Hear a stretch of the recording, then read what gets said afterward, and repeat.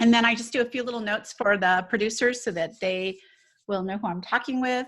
Mhm. So, hi, Alyssa. It's Jana, and I am here with Karla Mans Giroux. I love that name, and I hope I keep saying it right. You did?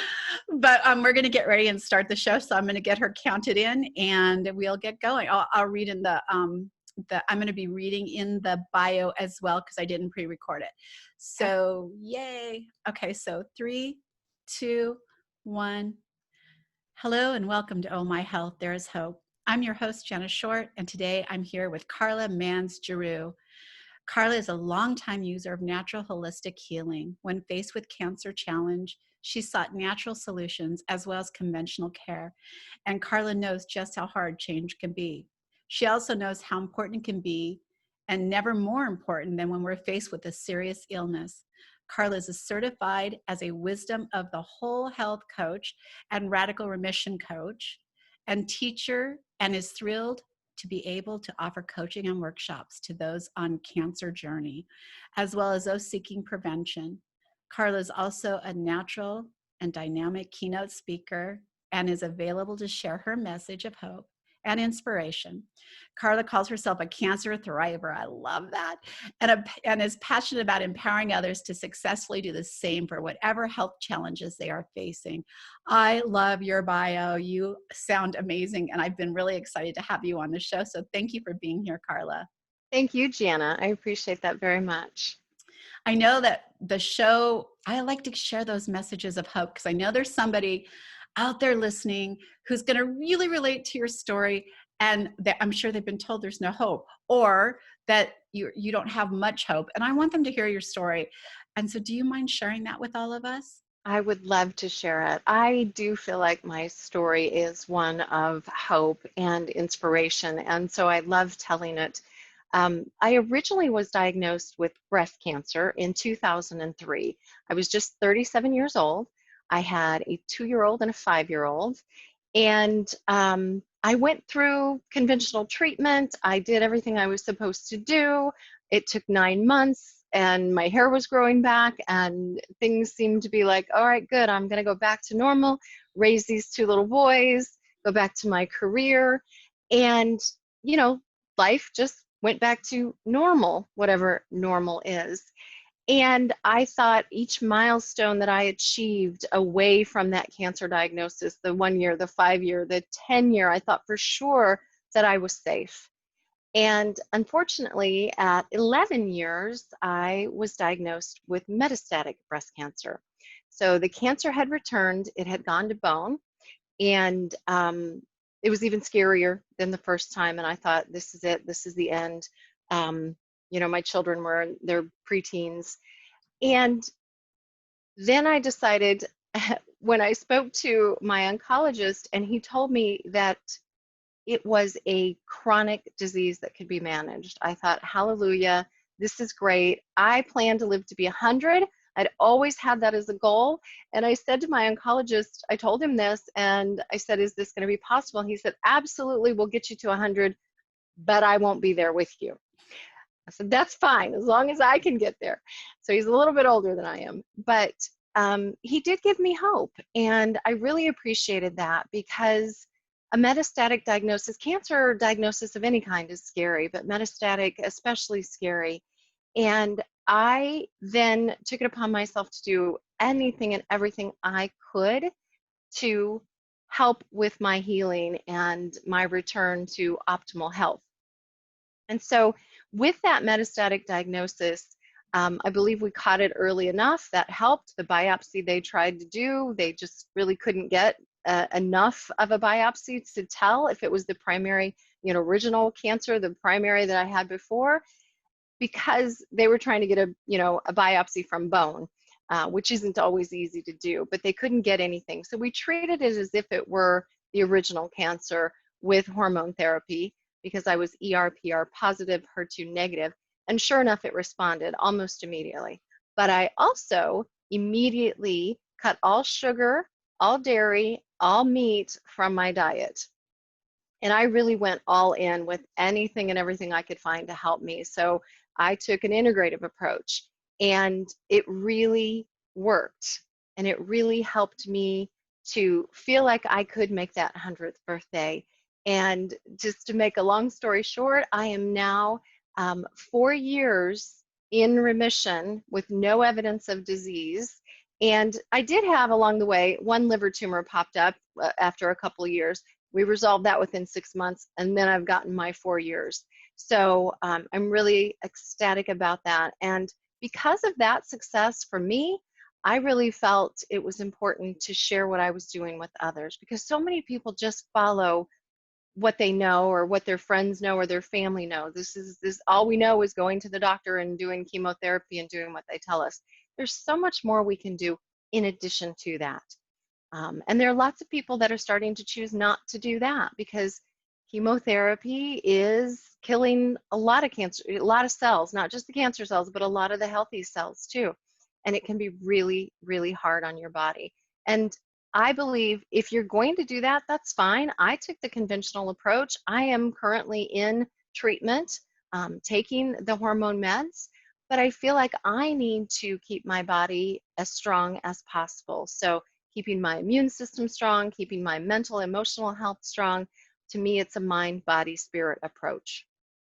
I love that, by the way. And I think it's so important that we integrate Western medicine with holistic medicine because they do work really beautifully together.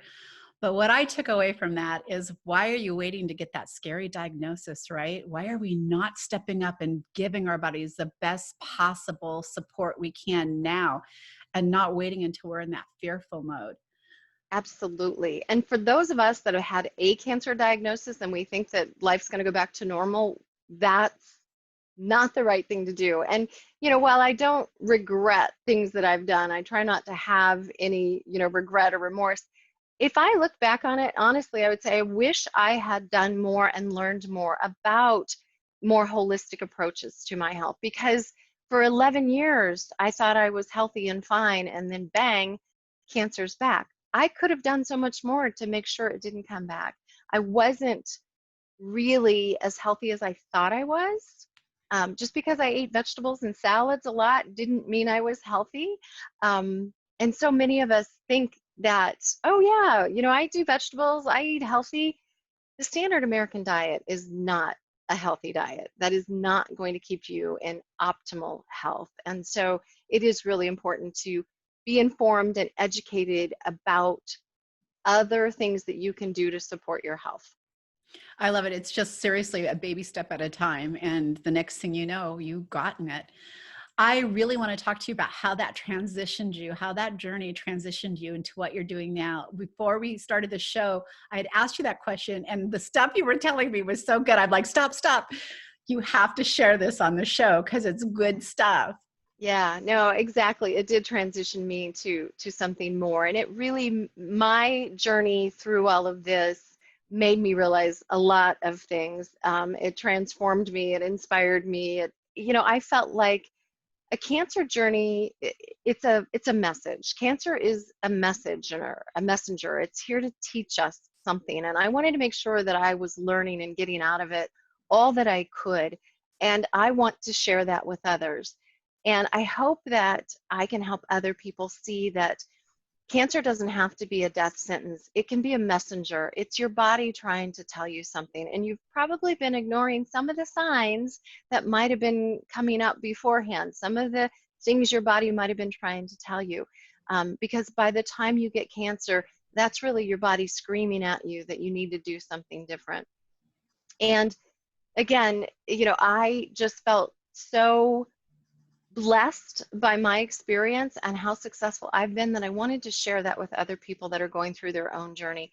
And it would be such a pleasure to work with more people that want to prevent, because I would love to see less people get that diagnosis, because it's truly a scary thing and it disrupts your life. It disrupts your family. It disrupts so many things while you're going through treatment and you're scared. So I became a holistic cancer coach. I took my training through the Wisdom of the Whole to become a holistic coach. And then I had found the Radical Remission book by Dr. Kelly Turner. And Dr. Turner wrote this book in she published it in 2016. And she laid out the research that she'd done on over 1,500 people who had, um, the medical community calls it gone into spontaneous remission. She termed it radical remissions. So the book is called Radical Remission, and her 2020 follow-up book is called Radical Hope. And what she's done is the research on these people, because nobody else was doing the research. Nobody was asking them, well, you've spontaneously gone into remission. What'd you do? The medical community just wrote spontaneous remission on medical charts and moved on. So Dr. Turner felt strongly about finding out what these people did. And as she interviewed these over 1,500 people over the course of 10 years in 10 countries, she found that they were all doing these same 10 healing factors, as she calls them. And the 10 healing factors were consistently being practiced by these people and was helping them to find their radical remission. Some of these people are 20 years out from a serious cancer diagnosis. Many of the stories in the first book, Radical Remission, were about people that either had gone through conventional treatment and it failed them, or people that had chosen to go completely alternative. Either way, they were finding their remissions. The second book brings in stories of people a little bit more like me with an integrative approach, or even people with other diseases. So chronic illnesses like ALS, MS, autoimmune disorders, etc.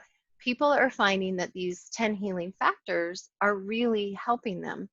And when I read the book, it resonated so much with me that I knew that it was something that I wanted to learn more about. I took the workshop from Dr. Turner, and then I signed up to go through her teacher training so that I could present this information to people via workshops and as a coach one-on-one, helping people to apply the factors to their lives. I love what you're doing. I think that when we get a diagnosis of something, we go into fear mode. So we're fearful, we're numb, we're scared of what that might hold for us, and we kind of just walk like zombies, right? Or we do the opposite. We come home and do a lot of research, which even scares us more because there's so much what's right for us, what's not right for us. So I love that. That sounds like part of the process of what you're helping them with. Absolutely. Yes, I'd like to help people through that journey. And one of the factors is empowering yourself, and that is becoming the CEO of your health, really. So, and it's after you get out of that a complete fear mode, and you can start to sort of get your wits about you and figure out, what do I need to do next? And you do need help. I had a cancer coach through my metastatic journey, and it was really helpful for somebody to be able to guide me and give me some information and some education. You can Google a lot and you're going to get a lot of information that may or may not be helpful. Some of it really scary and not so helpful. I always love it when, I tell some of my clients that, if you can find somebody to be your Dr. Google, let your friends do the Googling for you, because they can weed out the good from the bad. They can weed out the inspiring from the scary, right? Because you are going to find stories of people that have had success and people that have not had success. And why not just focus on the success?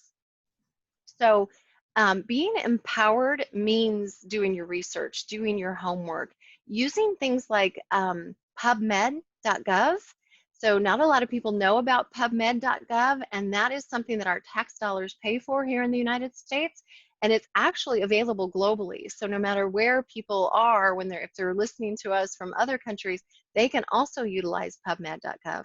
And it's basically the Google of the medical studies, the trials that have been done, the information that will be legitimate to your doctor. So if you go Google cancer and meditation, or cancer and vitamin C, you get studies that show how it's helped. And you can take that study to your doctor and say, look at this, look what I found in PubMed. And your doctor is going to be much more willing to listen to you because it's come from a reliable source.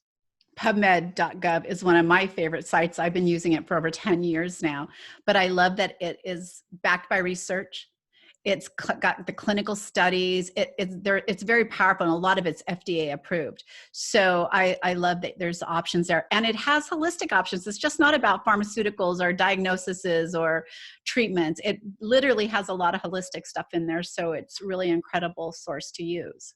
Yeah, it absolutely does. I did a search on cancer and frankincense. So the essential oil of frankincense is a big one for working with cancer. And there are hundreds of studies on frankincense and cancer showing the efficacy.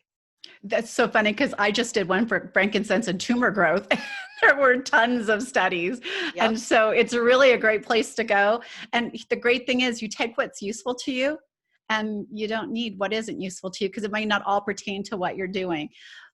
The one thing I always recommend when people are listening on this show is always do things with your doctor's help. So even if you're completely holistic, which is okay with me, you still have a doctor, right? And you still like need to run things by them because there are some things that even though it might be amazing for your friend are not as amazing for you. So it's always best, like in my journey, and I'm sure in your journey, because I know you use both Western and holistic medicine, but in my journey, everything I discussed with my doctor. And he sometimes he'd say, I don't really consider that to be very helpful, but I'm going to leave that up to you. And I would choose to use it. And in my mind, it was very helpful. Right, So I right. No, continued on that. that's really important. And when you empower yourself or become the CEO of your health, it doesn't mean that you ignore what your doctor says. You make them a partner and you utilize their expertise. You put them on your healing team and they become one member of your healing team who has expertise in your particular diagnosis. And you can add in your Reiki healer and you can add in your nutritionist and you can add in an integrative doctor or a naturopath or whoever else that you need. And you treat each of them as the experts that they are, but nobody's an expert on you. And you really need to pay attention to what your body is telling you, what your body, mind, and spirit needs. And you're the expert on you. And people need to also do a better job of being in touch with their body, being in touch with what's going on inside of them, what their intuition is telling them, which is another one of the factors, increasing your intuition, following your intuition, because that can lead you when you're faced with a decision to make and you've got good advice from a doctor or even a second or third opinion. Which way do you go? Utilize your intuition to help you figure that out, because that intuition and or your higher spirit can help you really decide what's the best thing for me to do. Karla, that's something you touched on earlier in our talk. And I think it's really important to bring this up again, is your intuition is super powerful. And most of us will have a symptom, like a little chest pain or burning, and we're too busy to deal with that. So because it's not causing us massive pain, we'll think about it later, or I'll eat better tonight. We ignore it and poo-poo it. Our body gives us that intuition for a reason. So first it starts with our intuition, right? It gives Yes. us something just doesn't feel right. Nobody knows us better. So I don't know how to explain it, but something's not right. Then it'll give you symptoms. So the next thing I know, I have maybe indigestion or something's going on. So now something doesn't feel right. And my body's now giving me a little symptom. The next, if I'm not listening to my intuition and I refuse to listen to the symptoms, the next thing you're going to get is a full-blown chronic problem. So those intuitions are for a reason, and that you need to take the time, because if you don't take the 5 minutes to stop and address it, speak to a coach, talk to your doctor, share it with your spouse, or do something about it, you're going to be spending a lot more than 5 minutes later addressing the problem. Exactly. You're so right, Jana. It is really about taking the time to listen. And so often we're in such a mode of, just give me a pill for that. Just give me a pill for that, right? So, oh, I've got a little burning. I've got a little indigestion. Let me take a pill. Okay, now I'm fine, right? But there's an underlying cause for that that you need to pay attention to. And the pills and things, there's a place for conventional medicine. There's a place for the pills and the treatments, and we need that in some respects. But we should also be paying attention to what's the underlying reason that I need this pill, right?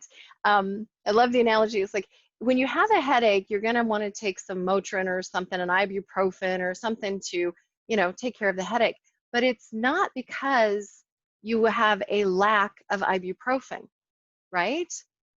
No. What is causing the headache? What are you eating? What are you doing that might be exasperating those headaches and causing that then makes you want to go grab that bottle of ibuprofen? 100%. And again, one of the things I know that you talk about is giving your body that full balance, mind, body, spirit. It is not just one thing.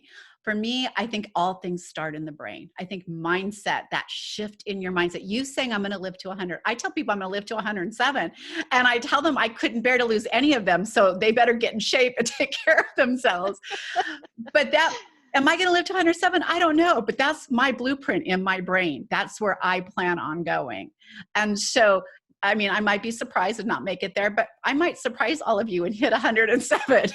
You might. There's a new book out, or it's maybe not so new, but a book I read a year or so ago, and it's called I've Decided to Live to 120 by Ilchi Lee. So Ilchi Lee believes that the human body is capable of living to 120 if we treat the mind, body, spirit in a healthy way, and we can make it. So that's great, Jana. I'll be at your 100th birthday party. You be at mine. I will totally be there. I won't need any help either. Right. And it's so much about mindset. It's what the mind believes, the body will follow. And I love it. In the workshops that we do for radical remission, there's one exercise that we do. It's called the lemon exercise. And I walk people through, imagine that you want some lemonade and you have a lemon in the fridge, and you walk them all through this, imagining the cutting of the lemon, and now just before you put it in, you decide you're going to suck on that lemon. And then you ask people, what happens when you suck on that lemon? People always say they started salivating, they started puckering. Yeah, but do you have a lemon in your hand and you're eating it right now? No, it's your mind telling your body via your imagination that you're sucking on a lemon, which makes you salivate. So the mind absolutely leads the body. And we need to recognize that and really honor that. And it's so powerful when you start to use positive self-talk and positive affirmations, and when you believe something like I do about making it to 100. I know I will. I just do. And I'm having other people help me manifest it. I had a halfway there birthday party on my 50th and gave everybody a mug, and now they drink their coffee or tea out of it, and they tell me all the time that they remember my birthday's coming up in 2065. And I'm like, that's great. You're helping me manifest my birthday. I think that is beautiful. And I also think that when you're going in and you get a diagnosis and people are always asking their doctors, how long do I have? Don't ask. That Don't. your brain puts that, you've made a blueprint, you've given yourself an expiration date. And I don't Exactly. care if it's a day or a week or 10 years. If your brain hears, oh, you have 2 months, your brain is already preparing to end in 2 months It instead of really is. thriving. Right. So I always wish they could do some kind of scientific study without answering that question, but I know they have to answer because of lawsuits and things like that. But I wonder, those people who have been given a time expiration in their brain, if they hadn't been given that, what the possibilities would have been for them. Yeah, I had a recent client who said, I wish that they hadn't told me that I had this long. And I'm like, don't believe it. And I love this quote by Deepak Chopra. Believe the diagnosis. Don't believe the prognosis. Okay, great. You got a diagnosis of cancer, but do not believe and don't ask. Like you said, just don't ask. I've got as long to live as I want to live, and this is in my hands. So, I get that there are some cancers that are certainly very aggressive and very scary, and not everybody's journey is meant to end with healing and remission, right? Some people's journey is meant to be, I journeyed through cancer, I I healed my relationships, or I healed my spirit, or whatever it is, but they still die. Well, we're all going to die at some point.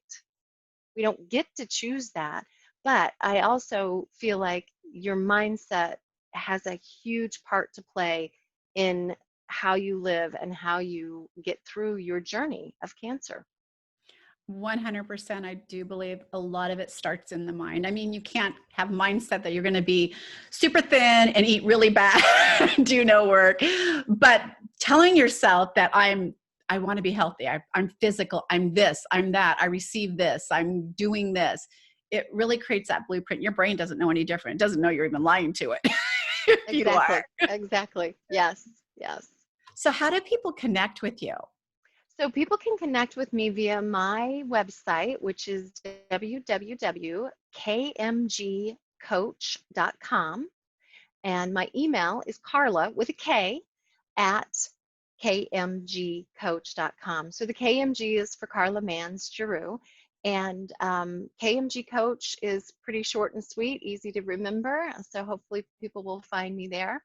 I would love to talk to anybody that wants to talk more about how they go about their own healing journey on cancer or how they prevent it. I was really thrilled last month when I had a gentleman with high PSA levels, and he came to my workshop because he wanted to prevent that diagnosis. So I love working with people on any stage of a journey. I love that. And of course, all of her information is going to be in our show notes. So I would definitely connect with her. And believe me, I'm 100% fan of the prevention, because if you can do the work up front, I promise you it's going to be less expensive and less time consuming. And it's going to literally open doors of spiritual beauty to you. Absolutely. Thank you so much, Thanks, Jana. Carla. I Yeah, I really appreciate it. enjoyed you being on the show. So I'm really excited that we connected. Thank you. It was a pleasure.